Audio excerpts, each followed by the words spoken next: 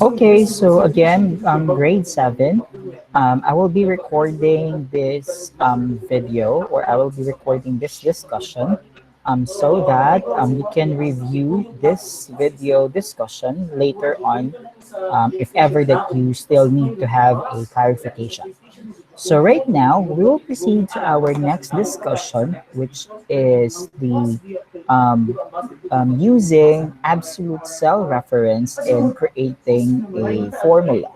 Okay, please take note on this one because this is actually related to your exercise 2.2. Okay, so I'll be creating a new sheet. One moment. Okay, one moment. Okay, right now, I will be creating a spreadsheet that basically will compute. One moment, ha. Will compute the what you call this, the salary of your parent or your father or your mother. So how will I do that? So first thing that I need to do, I need to identify first the pay of my parent per hour. So for example, um, per hour, okay, pay per hour. Okay. Pay per hour sa ko ang mama kay, for example, it's 250 pesos. Okay. Aside sa pay per hour, unsa pa man? How about the tax? Of course na, mag-pay tax, di ba, here in the Philippines. Ang tax na to, for example, example lang nga, it's 10%. Okay, that's 10%. Okay, I will put that one here. Okay, there. Next, here in this part, I would like to put here, one moment ha. One moment. Enter rendered hour. Enter rendered hour. So basically, si user kay mo input lang diri na part. Mo input lang siya og gani. Mo input ra siya sa iyahang number of hours rendered sa kani na week. This is actually per week lang ha, ang atong basis. So this is actually per week. There we go. Murag kulang pa ata ni siya. So it's actually per week. Okay, next one. So, say buhaton na ko. So I need to put here the what moment? Gross and net income. One moment, ha?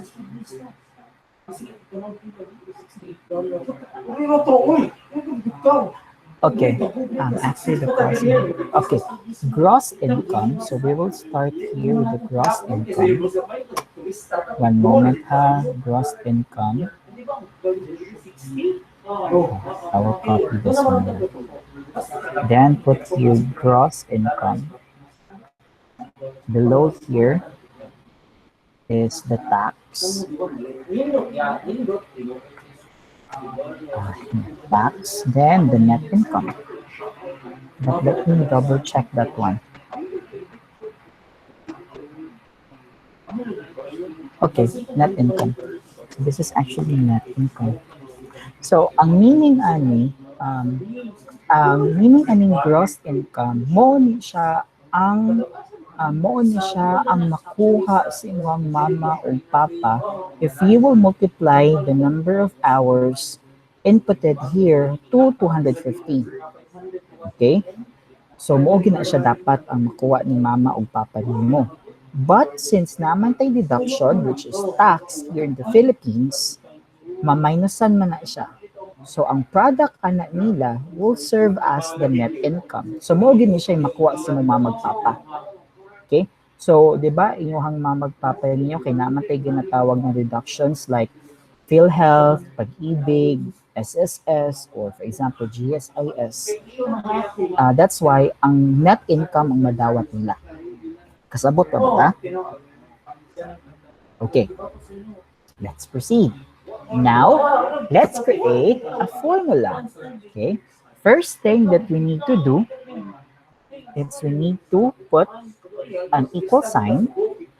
We need to multiply this one, which is the value of, this is actually the value of the inputted hour of your parent. So for example, si mama kay naka-render siya o 40 hours per week. That's actually from Mondays to Fridays. So tag 10 at tag 8 hours siya per day. So 40, diba? For example lang. So now we will now multiply that one to 250. But since I already have the 250 here, all I need to do is to use the absolute cell reference. Okay? All I need to do is to select H2, then don't forget to put the dollar sign. Okay, zero pa na siya kaya wala pa man tayo gibutang na value here. Okay, how about the tax? All we need to do with this one is um, we need to multiply the value of our gross income. We will multiply that one by 10%. Okay, it's still zero because we still don't have values here. How about for the net income? For the net income, all we need to do is to deduct the gross income and also the tax. So D5 minus D7. That's the net income. Okay, so let's see. Let's try to input something here. Okay, one moment ha. Mo input daw si imong mama ni input of 40 hours or 40 hours. If we will input 40, there you go.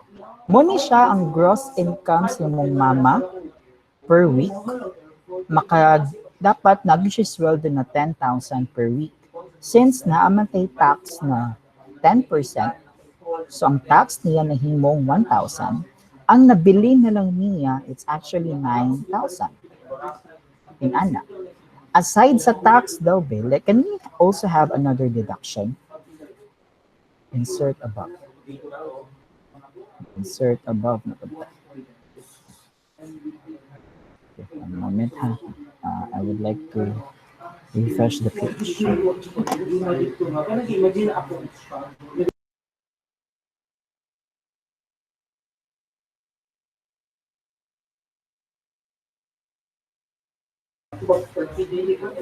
Okay, one moment. So basically here, I would like to put here deductions or other deductions. Other deductions. Ang meaning aning other deductions ha, mo ni siya ang katong, for example, here, ang butang tagpag-ibig, butang ta og PhilHealth, butang tag-SSS. So for example, si Pag-ibig kay 150, si PhilHealth kay 200, SSS kay 500. Okay, here. Deduction. One moment ha. Okay, now I need to add all of these deductions. So sum, that one. And here in the income, net income, all I need to do is to, one moment ha. Pasa na to siya. Sorry. D5. Pasa na to siya. $50. Actually, I'm still using the MDOS here. if you will notice. So addition first before the subtraction, right? Actually, PM does actually. So PM does, so na parenthesis, unahon niya si parenthesis. One moment. Unahon niya si parenthesis, after ni parenthesis, wala man multiplication, no? What putay division.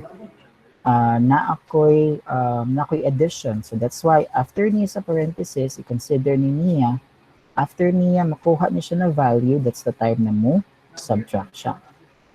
Okay? So if you will hit enter, so basically, if we will go back here in our sheet, mo din siya ang makuhang sweldo sa imong mama o papa per week. Okay? So gross income niya, which is 10,000, ang nabili, ang ma-take home na lang niya kay 8,150 because of tax, because of other deductions. Now, for example, 10% pa ba yan? Example na ha. What if ang tax ni mamang papa nimo kay, for example, 30%. So gamay na lang gid kaayo siya mauli 6,000 na lang. So again, I use an absolute cell reference here so that because I already have the exact value here. All I need to do is to use this one. Okay? So in your laboratory exercise, in lab exercise 2.2, if you will check here, one moment ha.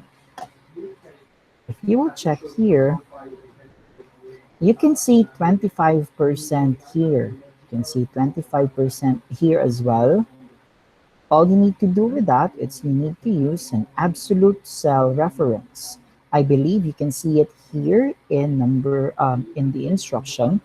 Use the absolute reference, meaning you need to use a dollar sign. Okay?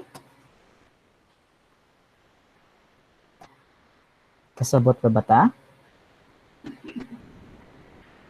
So for example ba, this is per week man, no? How about per month na lang ta? So let's imagine na 40 times 4, kay 4 weeks man. It's 160. So kung 160, wow, dakol sweldo sa ng mamo eh. Ng papa. Ang gross income niya is 40, didakan og tax. Didakan pa og other benefits like pag-ibig, PhilHealth, SSS. Ang nabili na lang niya, it's 27,150. Diba? Imagine? So, dili gid dalim. Right?